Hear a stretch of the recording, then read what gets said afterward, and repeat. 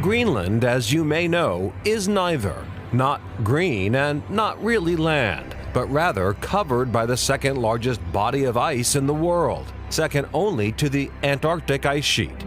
But the ice is melting fast. The Greenland ice cap is now the largest contributor to global sea level rise. It's outstripped the general warming of the ocean, and it's contributing more than Antarctica does now. The question is why? Because researchers say the increased melting cannot be explained solely by the global rise in air temperature. Larry Mayer is director of the Center for Coastal and Ocean Mapping at the University of New Hampshire and recently completed his 16th Arctic expedition.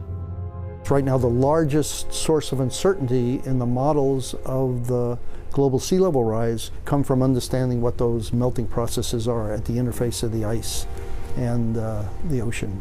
A decade ago, scientists noticed something unusual at that interface in the fjords of northern Greenland. In some fjords, ice tongues like this were melting away, and in some places, they were growing. This ice tongue was actually, over the last 70 years, moving forward. Think of ice tongues as corks, which, once removed, allow glacial melt to flow freely into the ocean. So why is one going away while one is growing?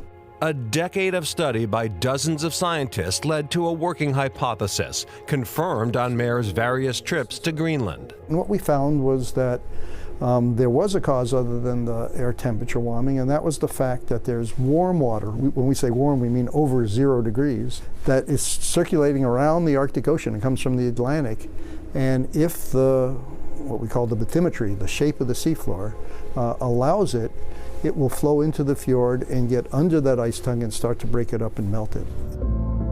Mayer's team has been using remote vehicles equipped with wide-beam sonars to make detailed maps of the depths and contours of the fjords. The multi-beam sonar has a swath, it's a fan-shaped swath, and it's typically 3 to 5 times the water depth. They have found that fjords with deep channels that reach to the ice tongues funnel Atlantic water that increases melting. Shallow channels block the water and protect the ice tongues. So, could there be a fix, some way to limit the flow of warmer Atlantic water into the deeper fjords? You think about the massive construction project that would be in an area so far removed, and it wouldn't stop global warming in any way, but it could slow the melting without question, and it would probably be billions to trillions of dollars. But think about the impact of global sea level rise, and if it buys us some time, there are people considering that. During 2 decades of Arctic exploration, Mayer has seen the dramatic loss of sea ice. His expeditions now travel to places once inaccessible, places where no vessel has ever been. Amid the change and the concern, there is spectacular beauty, breathtaking vistas, and abundant wildlife. Polar bears, Arctic fox, a pod of narwhals. It was the Viking explorer Eric the Red who named it Greenland, an intentionally deceptive moniker in the hopes of drawing settlers to a more pleasant-sounding home. Now, scientists just hope the name isn't prophetic. A land of ice, melting away, increasingly exposed as green.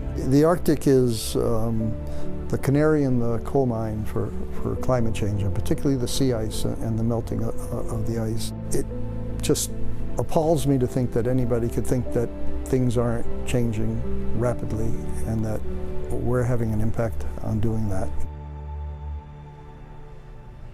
And warm is a relative term regarding the Atlantic Sea melting glaciers. Larry says it's still way too cold to swim in. It's only a degree or two above freezing, but that's enough to eat away at the glaciers. By the way, the ice sheet covers 660,000 square miles, 80% of the surface of Greenland. That's Chronicle for tonight. Thanks for joining us. I'm Anthony Everett. And I'm Shana Seymour. Have a great week, and we'll see you back here on Monday. Good night, everyone.